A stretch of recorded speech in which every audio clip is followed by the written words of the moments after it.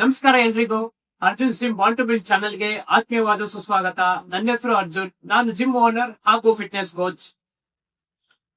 Gym ಅಲ್ಲಿ confusions ಏನಂತ ಅಂತಂದ್ರೆ, ನಾವು ಲೋವರ್ ವೇಟ್ಸ್ ಅಲ್ಲಿ ಹೈ ರೆಪ್ಸ್ ಹೊಡೆದ್ರೆ ಮಸಲ್ ಬಿಲ್ಡ್ ಆಗುತ್ತಾ, ಅಥವಾ ಹೈ ವೇಟ್ಸ್ ಅಲ್ಲಿ ಲೋ ರೆಪ್ಸ್ ಹೊಡೆದ್ರೆ ಮಸಲ್ ಬಿಲ್ಡ್ ಆಗುತ್ತಾ ಅಂತ.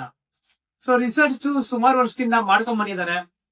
ಸೊ ಲೋ ರೆಪ್ಸ್ ಅಲ್ಲಿ ಹೈ ರೆಪ್ಸ್ ಹೊಡೆದ್ರೆ ಎಂಡ್ಯೂರೆನ್ಸ್ ಬಿಲ್ಡ್ ಆಗುತ್ತೆ. ಸೊ ಹೈ ವೇಟ್ಸ್ ಅಲ್ಲಿ ಲೋ ರೆಪ್ಸ್ ಮಾಡಿದ್ರೆ ಸ್ಟ್ರೆಂತ್ ಬಿಲ್ಡ್ ಆಗುತ್ತೆ ಅಂತ ರಿಸರ್ಚ್ ಬಂತು. ಈಗ ಪ್ರೆಸೆಂಟ್ ರಿಸರ್ಚ್ ಸೊ ಎರಡೂ ಸೇಮ್, ಎರಡರಲ್ಲೂ ಮಸಲ್ ಬಿಲ್ಡ್ ಆಗುತ್ತೆ, ಎರಡರಲ್ಲೂ ನಿಮ್ಗೆ ಸ್ಟ್ರೆಂತ್ ಮತ್ತೆ ಎಂಡ್ಯೂರೆನ್ಸ್ ಬಿಲ್ಡ್ ಆಗುತ್ತೆ ಅಂತ ಇದೆ. ಸೊ ಹಂಗಾಗಿ ನೀವು ಕನ್ಫ್ಯೂಸ್ ಆಗ್ಬೇಡಿ. ಸೊ ನೀವು ಹೆಂಗೆ ಮಾಡಿದ್ರು ಮಸಲ್ ಅಂತೂ ಬಿಲ್ಡ್ ಆಗೇ ಆಗುತ್ತೆ. ಒಂದೊಂದ್ ವೀಕ್ ಒಂದೊಂದ್ ಚೇಂಜ್ ಮಾಡ್ಕೊಳ್ಳಿ.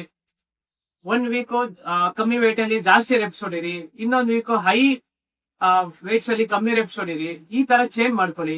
ಆಕ್ಚುಲಿ ಮಸಲ್ ಯಾವಾಗ ಬಿಲ್ಡ್ ಆಗುತ್ತೆ ಅಂತ ಅಂದ್ರೆ, ಆ ಮಸಲ್ ನ ನೀವು ಎಷ್ಟು ಸೋರ್ನೆಸ್, ನೀವು ಮಸಲ್ಸ್ ನೀವು ಕನ್ಫ್ಯೂಷನ್ ಮಾಡೋದ್ರಿಂದ ಅದಕ್ಕೆ ಬ್ರೈನ್ಸ್ ಇರಲ್ಲ ಮಸಲ್ಸ್ಗೆ, ಅಥವಾ ನೀವು ಈ ಜಾಸ್ತಿ ಮಾಡೋದ್ರಿಂದ ವರ್ಕೌಟ್ ಮಾಡೋದ್ರಿಂದ ಆಗಲ್ಲ.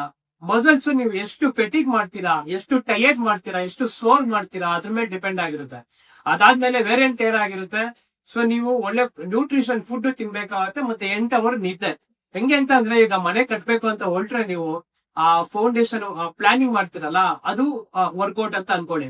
ಆಮೇಲೆ ಅದಕ್ಕೆ ಬಿಲ್ಡಿಂಗ್ ಬ್ಲಾಕ್ಸ್ ಅಂತ ಹೇಳ್ತೀವಿ, ಈ ಜಲ್ಲಿಕಲ್ಲು, ಸಿಮೆಂಟು, ಗ್ರಾನೈಟ್ ಎಲ್ಲ, ಇದು ಪ್ರೋಟೀನ್ ಫುಡ್. ಮತ್ತೆ ಯಾವಾಗ ಬಿಲ್ಡ್ ಆಗುತ್ತೆ ಮನೆ, ಬಿಲ್ಡ್ ಆಗಿ ಎಷ್ಟು ಚೆನ್ನಾಗಿ ಕಾಣುತ್ತೆ, ಸೊ ಅದು ನಿದ್ದೆ. ಸೊ ಈ ಮೂರು ನಿಮ್ಗೆ ಸರಿ ಸಮವಾಗಿ ಇರಬೇಕು, ಅವಾಗ್ಲೇ ನಿಮ್ಗೆ ಒಳ್ಳೆ ಮಸಲ್ ಬಿಲ್ಡ್ ಆಗೋದು. Thank you.